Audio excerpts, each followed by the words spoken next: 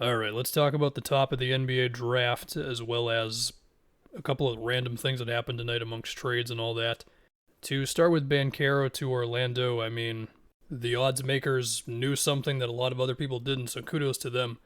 Look, man, for Orlando, they had to choose between Banchero's size and shot creation skills, Jabari Smith being an amazing shooter in his defense, or Chet's unicorn esque handle and shot and rim protection.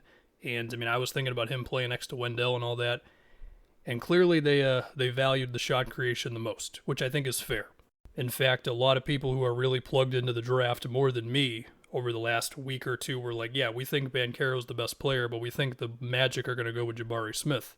I feel like right now, Banchero can step into the NBA and he can honestly bully some NBA defenders, especially if he can get a switch onto a guard or even some wings who are just not big enough. I mean, Banchero is a big dude, man. 6'10 with that handle. His mid-range has also been kind of awesome in college. And so as I think about him with Franz and Cole Anthony and Jalen Suggs and Wendell Carter, I'm guessing that's your starting five, right? It might be a little iffy between Fultz and Cole Anthony.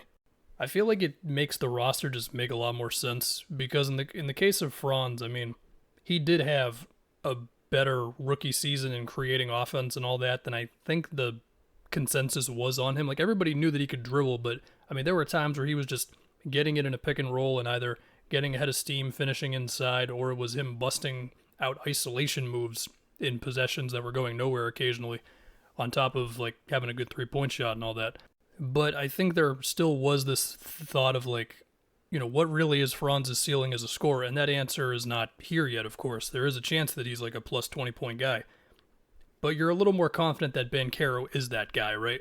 And so it's like, all right, maybe Franz is now you're just number two. Cool, love it. Cole Anthony, his shot selection is a bit daring. His pull-up three was going in a lot in the beginning of the season. It kind of cooled off as the year went along.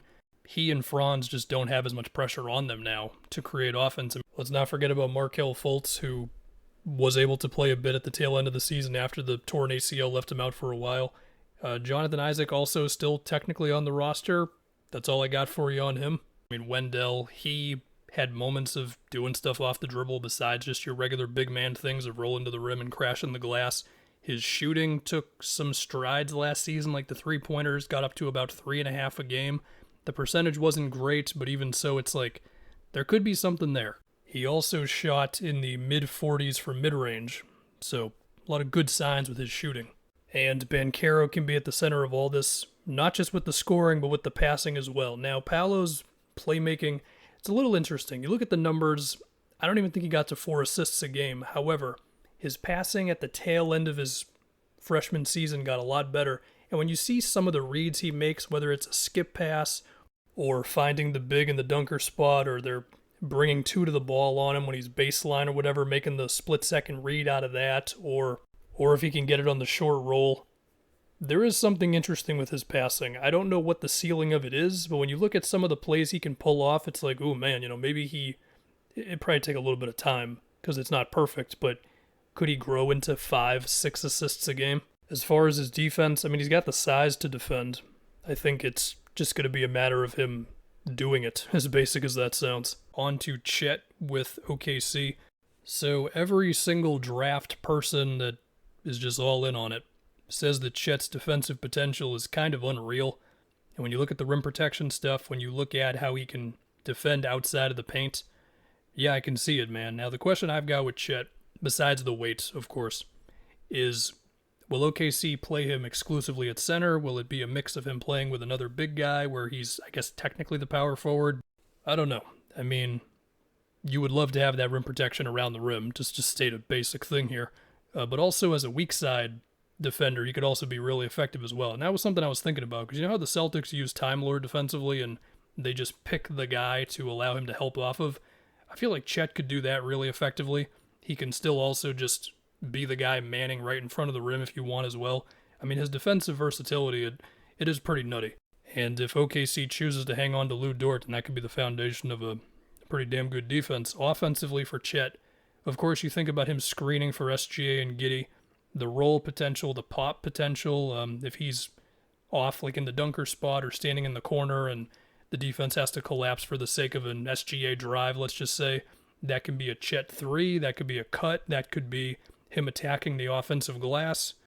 And again, if I didn't already say it, like there's also the handle, so he can be attacking closeouts, he can grab a rebound and bring it up court himself. He could do a lot, man. As far as Jabari Smith with Houston, well, it's not just a matter of saying he can shoot. I mean, obviously he can. I mean, the jump shot is as beautiful as it can be, pretty much.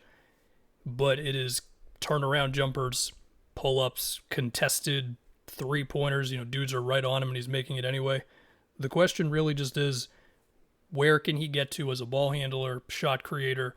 Some people don't care because they're like, well, he can get to his spot enough and nobody can block his shot, so it's fine. Other people are like, yeah, but it's the NBA, man. Like, it's just going to be a little tougher for you to get to that comfortable 14-foot spot where you can get to your fadeaway or, whatever you want to call it, right?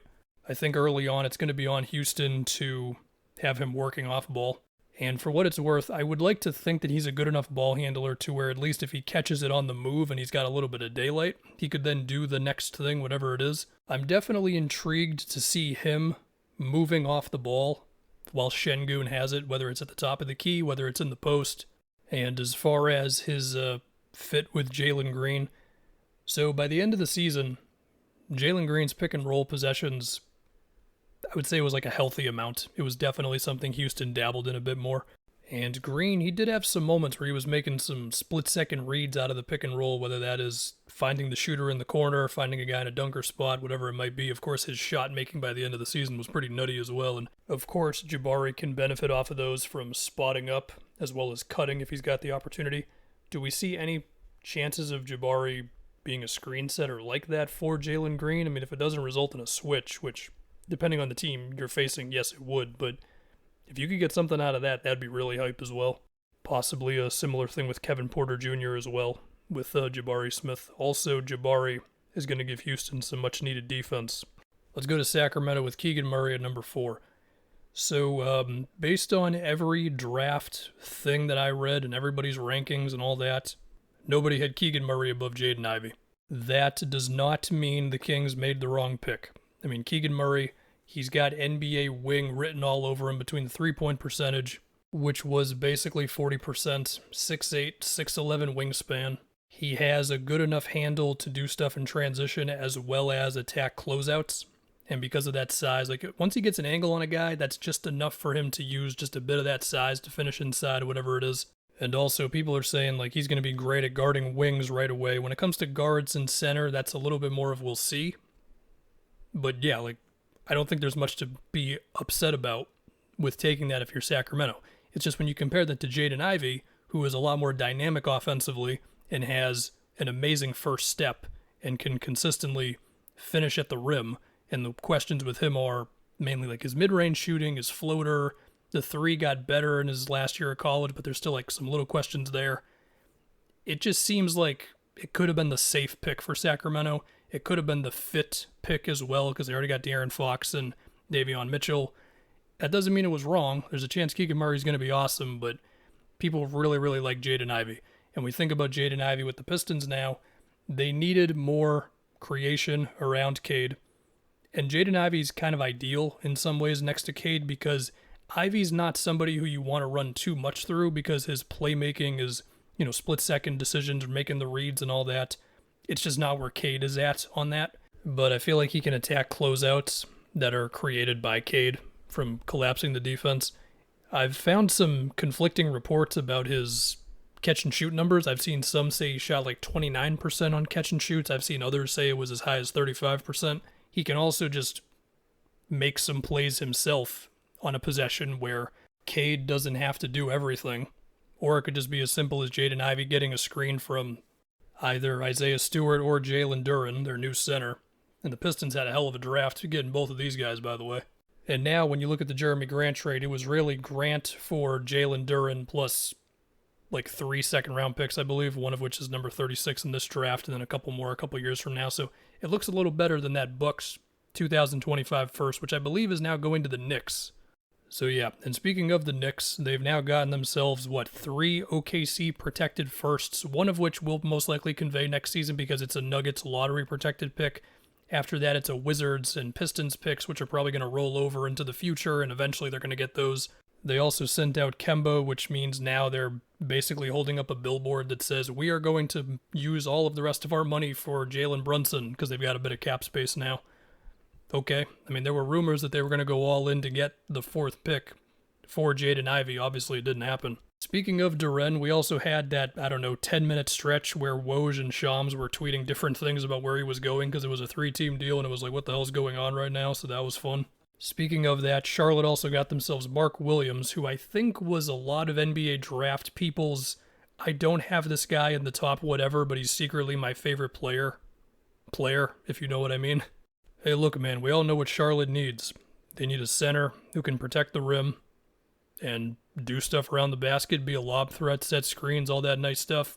And a lot of people liked it. I do want to talk about Shaedon Sharpe before we get out of here. This was an interesting pick to me because Sharpe, in a lot of ways, was like the mystery man of the draft because, he didn't play in college, right? But if you were to just look at his skill set, you're like, man, he's shifty on the ball. He can make tough jump shots. He's got good size for a guard. Like, what's the deal? Well, listen, I've seen some scouts say his talent is like really, really high, and others who are like, I don't know, man, shot selection, is the handle really there? Is he just smart enough as a player, as basic as that sounds? Him ending up in Portland, he's got 2 guards ahead of him, obviously, in Simons and Dame, and with the Blazers' mentality of, we got to build this thing up as much as we can for the last however many seasons of Dame's career. It's just interesting that they took a guard who some say is not going to be ready to play. And even if he is ready to play, it's not like it's a seamless fit with Simons and Dame. Are you ever going to play all 3 of those guys together? I don't know. So for what that's worth, I don't know.